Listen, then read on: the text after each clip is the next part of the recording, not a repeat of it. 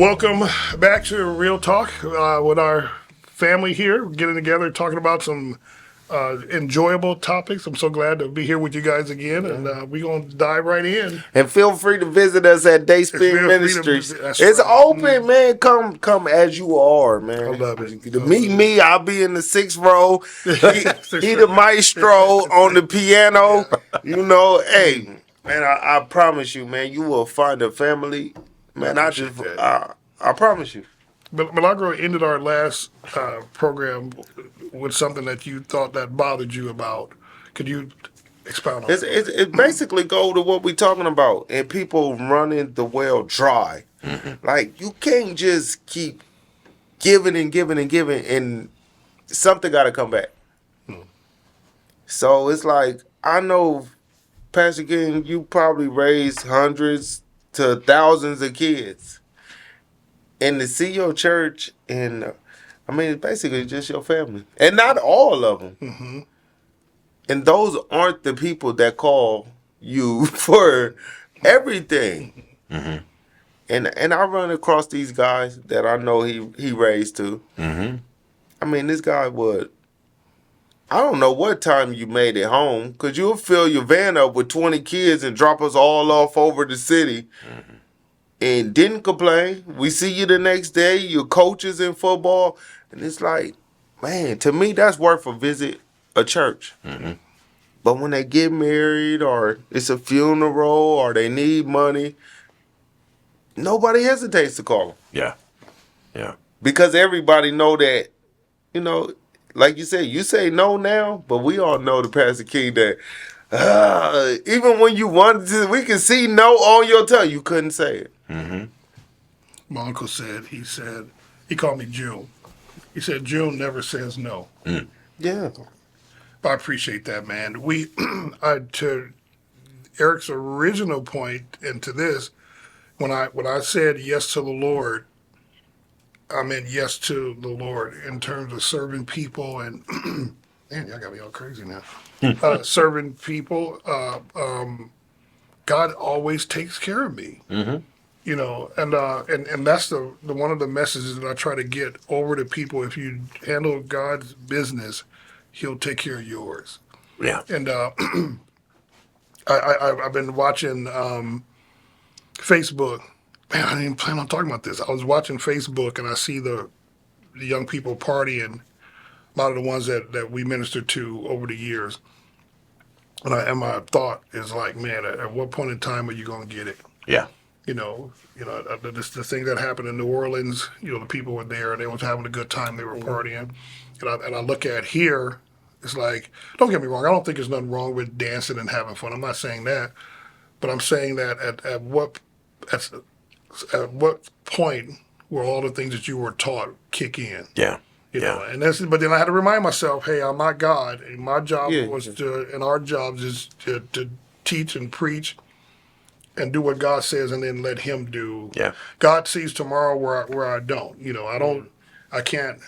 And I don't want to be a Moses. I don't want to miss the promised land because I'm so frustrated with the people that I miss, my blessing. And so, but to your point, as a father too, you think about that all the time. It's like even with your own kids, it's like, man, how long are you gonna have to keep knocking your head against the wall before you realize that life don't have to be like this? It's almost like if it's probably acceptable to some point if your uncle's a lawyer and you just go around speeding all the time because you're like, oh, I know my lawyer's going to file a piece of paperwork and get me out with an easy slap on the wrist and no points, and right, I just kind of abuse that relationship.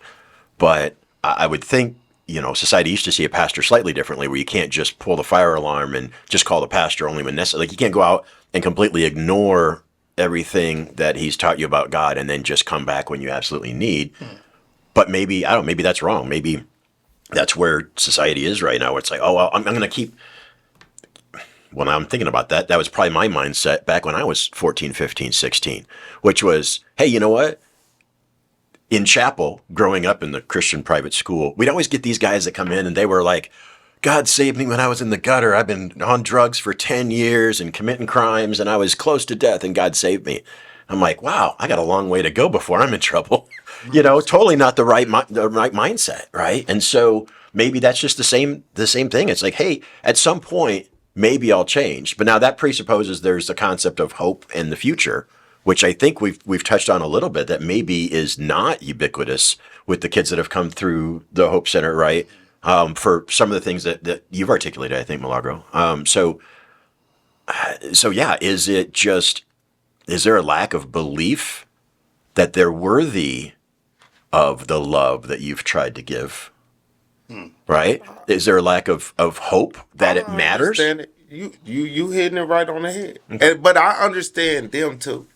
Like, this is scary. Y'all been walking this walk for so long. It's just normal to y'all. But this is the narrow road. This is the road less traveled. The wide road is so we could veer, man, I could fall off this road. It may not be able to get back on. That one is open. Yeah. You do not fall off that road. Yeah. Like, some people never gonna get tired of partying.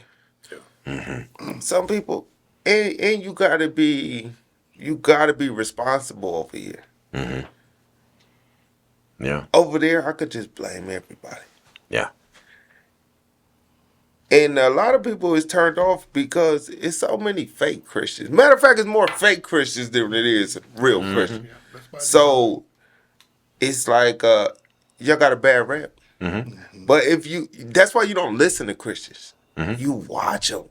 The one, it's so hard to walk it, and the ones that walk it stand out. They don't gotta say nothing. You don't gotta stand in the pulpit. You don't gotta do nothing. You cannot fake this walk. Yeah. Yeah. Not long term, you can't. You can't fake it to the corner. You could fake in that stool. Hey man, God bless. But boy, by the time you make it to your car, it's over. It's a wrap. Pastor Tide told me one time when the Hope Center first opened, he said some of the kids are going to be on the 10-year plan. I was looking like, what do you mean the 10-year plan? He said the seeds that we're sowing in their lives today, we're not going to see it till years from now. And it took me a little bit, but I finally started to see that, because it's like, sometimes when you share certain things or they go through stuff, it's like, man, look, they're going to get it right then, and then they don't.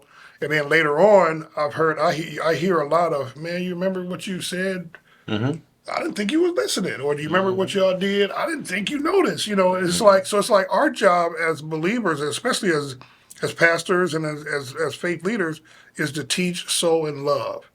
It's God's job to you know what I mean, to bring them in and That's and what I was telling Tate. You don't even got to teach somebody how to pray. Just tell them about God. Man, faith come by hearing. When I heard that scripture, I said, I believe it. Just put it, just put it out there. That's all you have to do. Because whenever that 10-year come, or maybe it's a 20-year, you remember you told me. Because some of us, y'all the first people we heard about God from. Because in y'all world, y'all couldn't fathom people are 20 years old and they never. I couldn't. You're exactly right about that. Yeah. So get personal, man. What about you? What you mean? What's been? And I asked you this. He always try to. I don't know what answer he's looking for. The very first program we did. Yeah. What is God doing in your heart to where? Man, I ain't gonna lie. A lot. To be honest with you, man, you right. I'm gonna be in ministry. I know it. What's been happening with you to where you? Because I You know what? I'll let you. Like I said, I promise you, you gonna hear about it from church, because a lot of people from church I sent these podcasts to. As a matter of fact, I enjoyed y'all's. I watched the first two, but y'all, I said, okay. I learned, the Bellevue and then all that. I watched. I'm like, okay, I learned some things about y'all, and then it was like, man, I sent that to 31 people.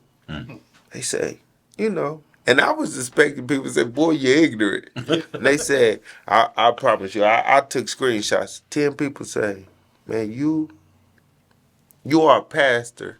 They said, real talk. They said, man, because I asked like 4 people. I said, man, they're good people. And I said, well, why don't y'all ever even consider going to church. They said, when I saw you on there, I knew I could be myself. And if that's what church is like, I'll go. Mm-hmm.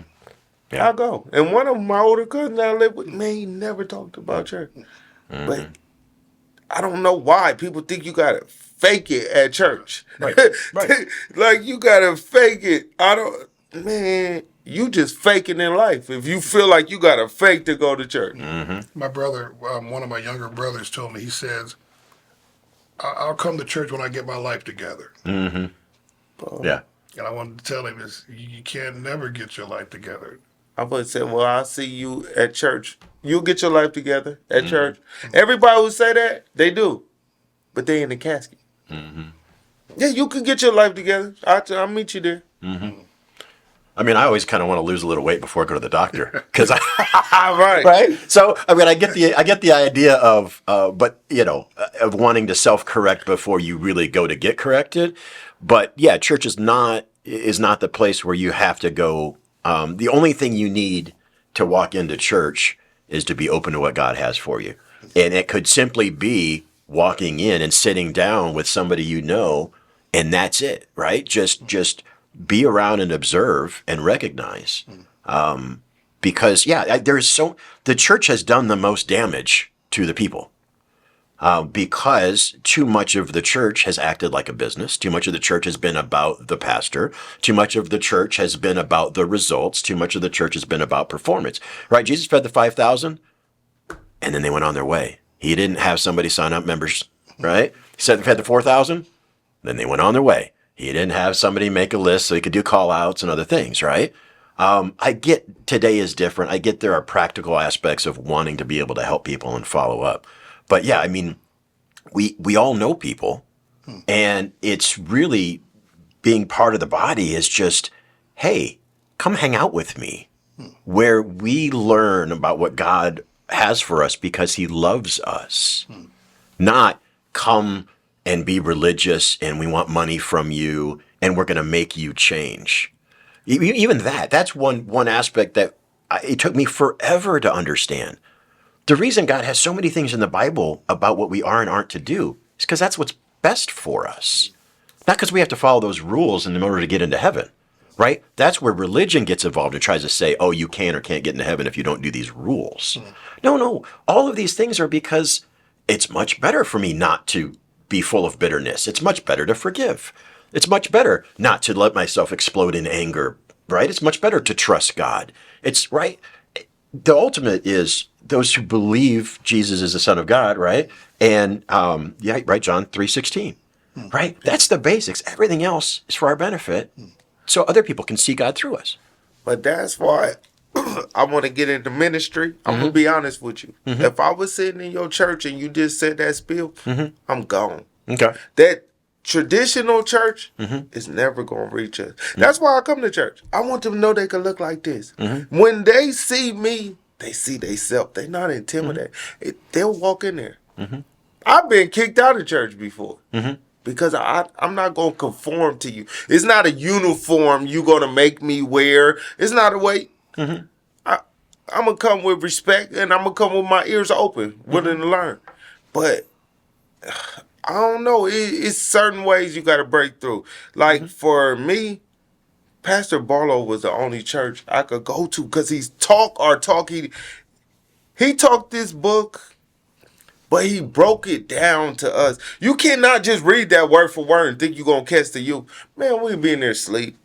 Man, what time is this over? And gotta... he was misunderstood by a lot over the That's why I years, loved too. him. Yeah. That's why I still love him. Yeah, he was a real. You gotta be misunderstood. What was it y'all said? If you're comfortable, you in the wrong place. Barlow make a lot of people uncomfortable. And no matter, and they all judge him. That's how I knew he was the truth. That's how I knew he was the truth. When you got to know him, you find out that he's really a nice man. Let me ask you guys this. I wanted to get this in before we stop. I won't tell you the name, but I met with a principal of one of our area Schools. grade schools, Great. Now keep in mind, OPS? grade school, OPS. Let me do that. Words from the Hood. We're gonna start adding a section. Words from Tales. Was it Tales or Words from the Words Hood? from the Hood was We the gonna- podcast. Yeah. It's Ty and Devon. Yeah. But anyway, we're gonna add that to a part of our Okay. because it's there for the taking, and that's why not. If Frank Lucas want to come and join us every now and then, he can come join us every now and then.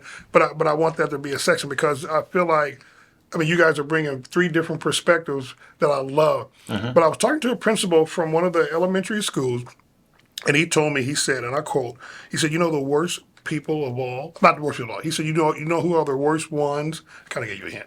The worst ones now to deal with. He said, he said second graders. The baby. He said second graders. My wife would just tell you in the car, I just told, when people trying to, man, you're not going to reach an 11-year-old. You're not going to reach a 15-year-old. Them kids you see at juvenile, their foundation is already planted. That's what. Only time, if you don't catch them by the third grade, That's what he was telling me. you don't stand a And chance. that is scary to hear. He said that you didn't say 11th grade. He said No. third grade. Did you not hear me when I told you we are grown at 11? If you do not catch us by the third grade, because the foundation already there. That is scary. He said, and I quote, he said, you can't tell them anything. He said, they're running the school. They run to their house. He said they're cussing teachers and principals out. He said he remembered when you would send him to the principal, how you And would they get be scared. No, He said- call my mom. he- that's They'll exactly call what the he mom said. He before said- you. And he said when the parents come up there, They gonna cuss you out. they cussing him out. He said he can't. He said he's count. He said he got 5 more years to go, and he's looking forward to retire. And I said I can't say his name, but I said And that's a fact. you're talking about second graders. That's he a said, fact. He said they have no respect.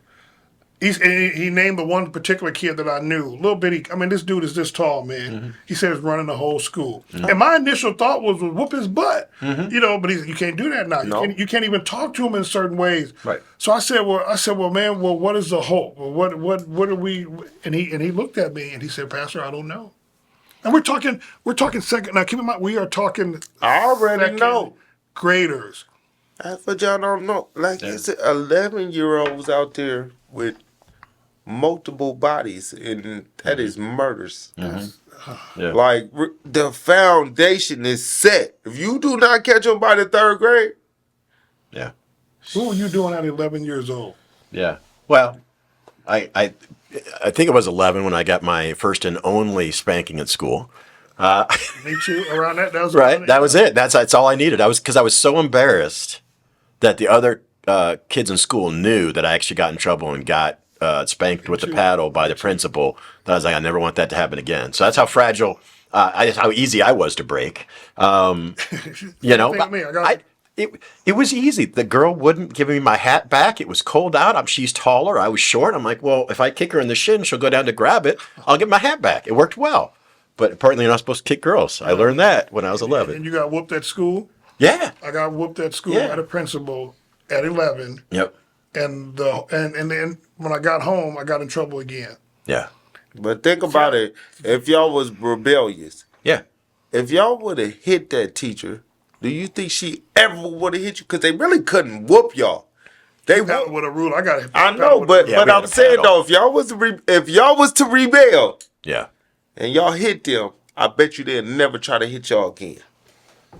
Well, no, I mean, so No, you there's crazy. usually the You- one, you like the gym teacher or whatever, right? He would have come in with the paddle instead of the Because principal. It was acceptable. And then. then the parents would have, there would have been serious consequences with the Even parents. if they changed the law and they let them, gave them permission to whoop these kids, Mm-hmm. you know how many teachers you see dead? I mean, now These I get what are you're the saying. rebellious That's it, right. kids. Yeah. Right. We not going for that. Yeah. And They couldn't do that if it was legal. You don't think these kids are? that's what I almost said his name Right. again. My principal friend, he was saying that he there was a cry for help. Yeah. He was like, "Hey, if you guys want to come into the schools, we'll pave a way for you to come into the schools to Yeah. have Bible study and to pray and do all of that." And I couldn't get past, dude. These are 11 second graders. Right. No, they younger than 11. Tell me, what They 7, 8. What- You know what? I was telling my older brother this, and I was like, "Do y'all know when I wish Langston was free. Yeah, Langston. I wish, man, Tavar. You too. I remember in first grade, Belvedere Elementary. That's when gangs got bought How to old us. were you in the first grade? What we 7, 8? Man, this guy named my boy Curtis King. Real talk. He came to us and he said, "Hey man, what is y'all, Crip or Blood?" Bro, we just trying to play basketball. He like, no, for real. Mind you, he the strongest one in the class. So and he pressed us and he said, "What is y'all, Crip or Blood?" He said, "Man, what you like, red or blue?" That's how he did us. Yeah, Right, yeah. Like, okay, red, you a blood, you a Crip, and that was printed in our head from that day. So from first grade recess, we got put in a situation What did you tell him you didn't want to be either one? man, he was gonna beat you. And guess what? He wasn't even on game with me. But he pressed us just like that. And I'm not even gonna lie. He put a seed in our head that we stuck to. This the man made us make a decision on the. At 7 years old. So what did that lead to? We was what he said. We found our way from there. Wow. Yeah, because your identity then has a new, there's a new part of your identity that is formed, and that fertile age of the mind. I mean, That's what I'm saying. 11-year-old Jerome, you want to be an astronaut, but then reality sets in because the ability to be an astronaut is much that's way out there. And then it comes down Supposedly. to our community again. Yeah.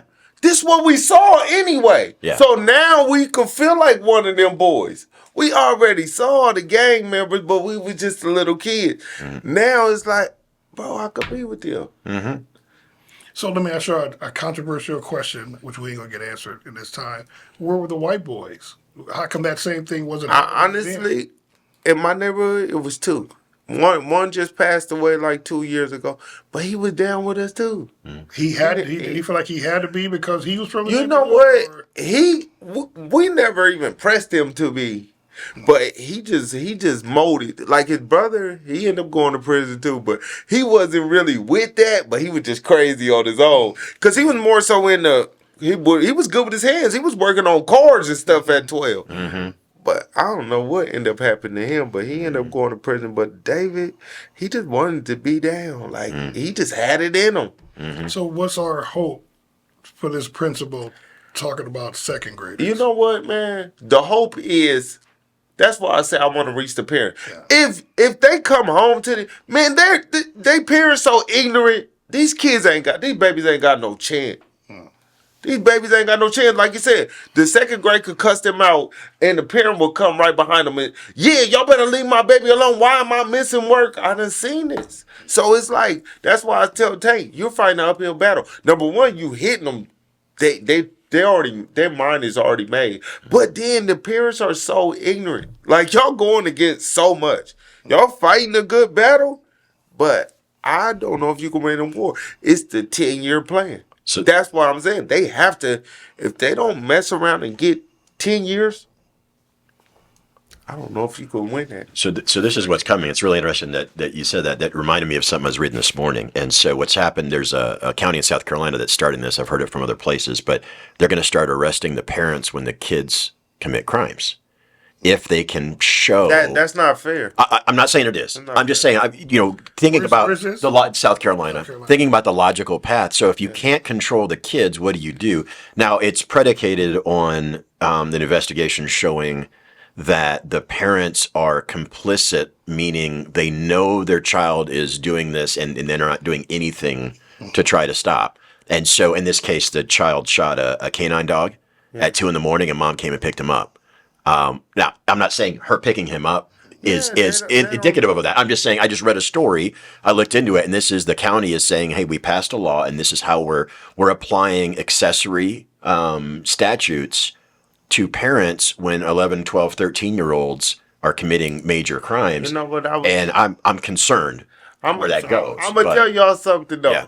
I just 2 came. minutes. I just came up Well, with we need this more theory a while ago. But I will say, my generation, the worst of us, our parents was not complicit. But I just That's talked. interesting. I just told. I just came up with a theory about them, and I told my mom. I told, do y'all know how a kid rebels? Y'all tell us all y'all prejudice. When we want to rebel, y'all tell us how to rebel. If you say, I don't like earrings. Well, when I want to go against you, I'm going to get an earring. If you say, well, I'm for church. If I want to go against you, well, now I ain't going to Bible study. Right. Yeah. Y'all tell us how to rebel. Yeah. So with my parenting, I have no prejudice. Yeah. I don't tell him he can wear what he wants. I'm letting him choose. Because if I tell him what not to do, I teach him how to rebel. The principal, oh man, we got a minute and a half. The principal told me that the mom told the dad to leave the boy that was running the school alone. So therefore, because he won't listen to the dad, the principal and the teachers and administrators at the school He have don't have respect authority male over him. authority. He doesn't Right. respect the male authority. And that starts with whether or not the mom respects male authority. No. And if she doesn't, then there's no reason to expect the child to either. But It also requires the man to actually But be what worth happens respecting. is, yeah. so then what happens is, it always flip on the mom when they 15, 16. Then she won't help. She want everybody help. It's too late. Too late. Yeah, And our yeah. time is gone. Until next week, remember, we walk by faith, not by sight.